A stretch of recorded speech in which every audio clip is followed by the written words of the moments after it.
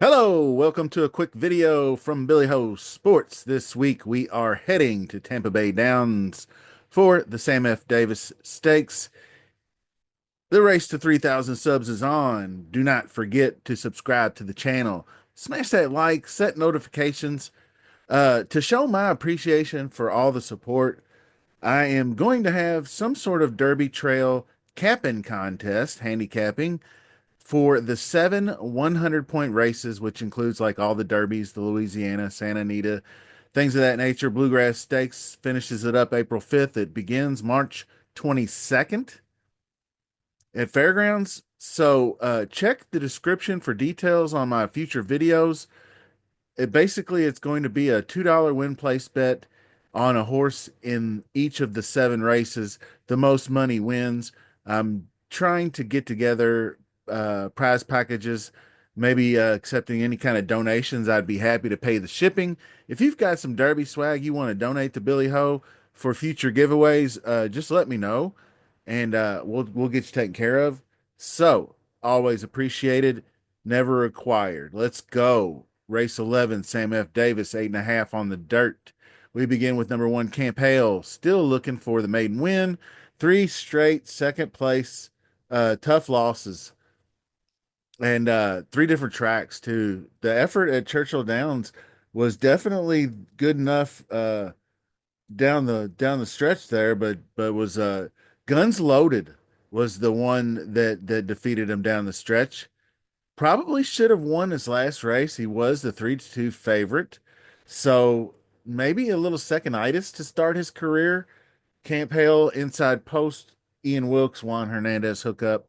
Next up is number 2, Treaty of Rome, trained by Chad Brown. Runner up to Guns Loaded in the Mucho Macho Man.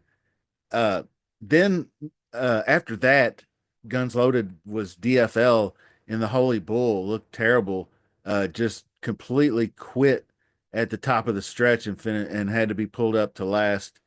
So that second lost a little luster, but the closing effort to a neck going just a mile sounds good for a little added distance to a mile and a 16th here. Also held well in the maiden win, repelling challengers down the stretch at Aqueduct. So, gonna have some interest there. Number 3 is John Hancock, the Brad Cox trained colt. Gets Flavian Pratt on board, and which makes things interesting as we go down the list of entries here, and we'll get to that in just a minute, so stick around. But he broke his maiden, debuting at Tampa, going 6 furlongs.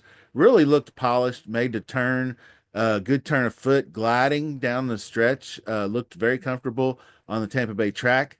So, no doubt, going to be pushing towards an underlay with the popularity of Pratt. I mean, he's got 4 wins and 5 starts. So, I'd say he's going to be a hot jockey in the last 7 days. So, he's really tearing it up lately. Pratt has just established himself as probably the best jockey in the entire country. Without a doubt, he is going to see money on any horse he rides. Brad Cox is going to get a bump. So, Windstar Farms, all that added together, but he is showing up 7th in the Prime Power ratings, which is probably because just the one race under his belt. But it was a nice, solid 88, a good pace. He shot like a cannon out of the gate, hopped a bit because he was just a little bit skittish right before in the gate. So didn't have to ask him to do much to get it done. So John Hancock, one we got to definitely look at down the road here. So Dr. Ruben M. Maldonado, no longer riding. We're going to get Junior Alvarado, 4th in the Springboard Mile, pressing position and the lead at the top of the stretch, but wasn't able to hold off 2 horses like Coal Battle and Speed King, who both went on to win Derby preps their next races. So no doubt, Dr. Ruben M might have a little bit more. I was beginning to lose interest in him as a contender we haven't seen him do a whole lot. I'm going to have to go through and look at some of these training marks because some to see who's training and who's not training coming up to this event. Gateskeeper is the fifth horse. I'm going to pass the beaten by a weaker and poor speed figures. None of that looks good to me.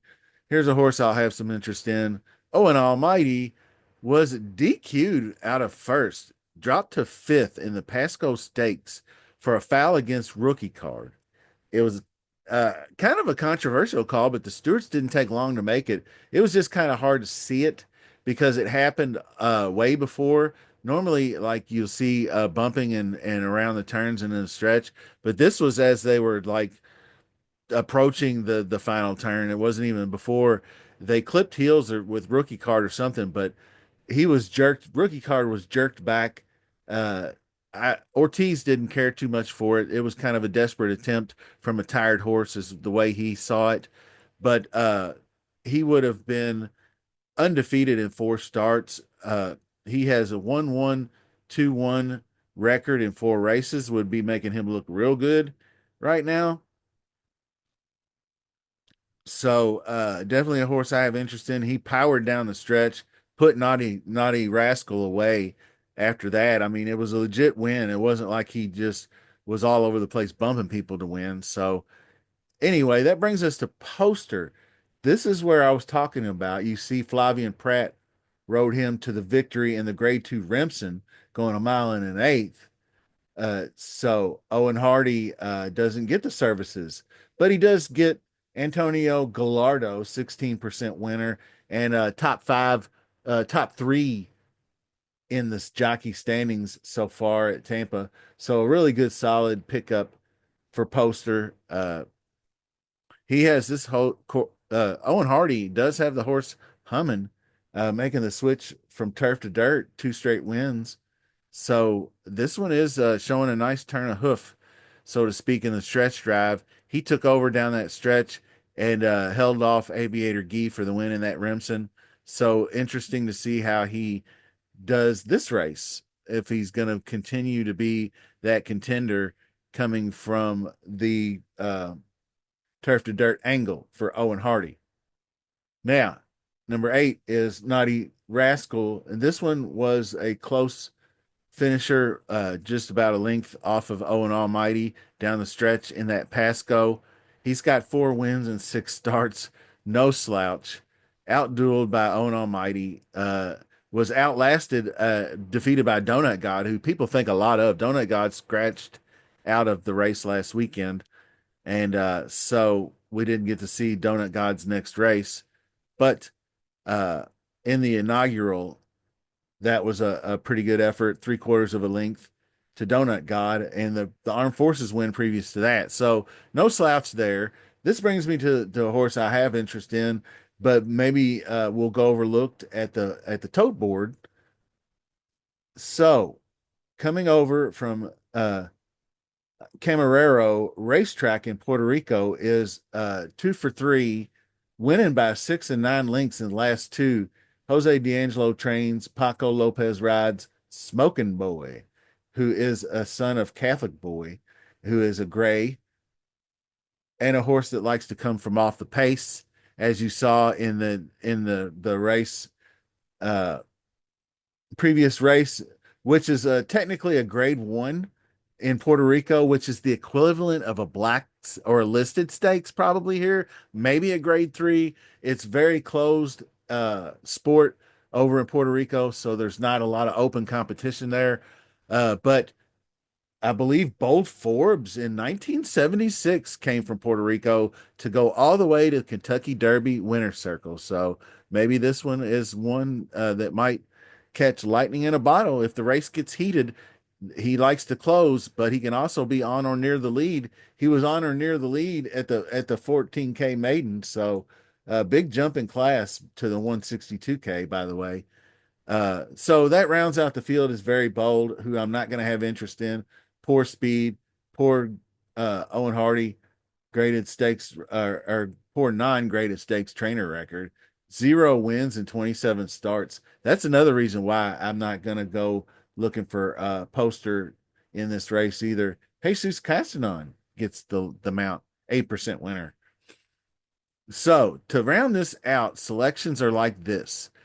The two Treaty of Rome definitely wants to go longer. I noticed that just by the way it closed to a neck. 7.5 average win distance, but damn sire, 11.0.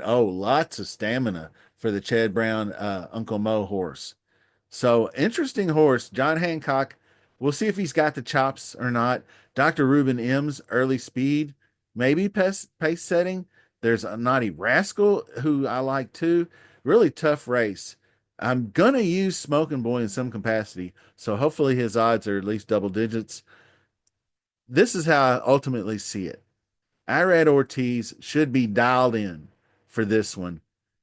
He maybe didn't personally cost the connections, but the connections lost $60,000 on that Pasco DQ. So, you know, 60K is no slouch. But anyway, it would have been a nice win in a prep race.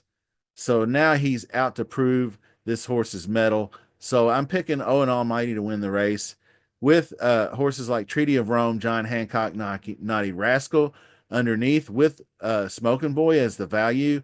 So hopefully it rounds out a nice trifecta. I would use Owen Almighty as the key horse. John Hancock could be a key horse also, or Treaty of Rome. Any one of those three is a nice thought for a key horse. Addition of blinkers on Smoking Boy too, and gets the Savi Paco Lopez aboard. So look out for Smoking Boy as a potential sleeper. So that's gonna do it for the show. Thanks for saddling up with me today. Best of luck this week. We'll see you soon.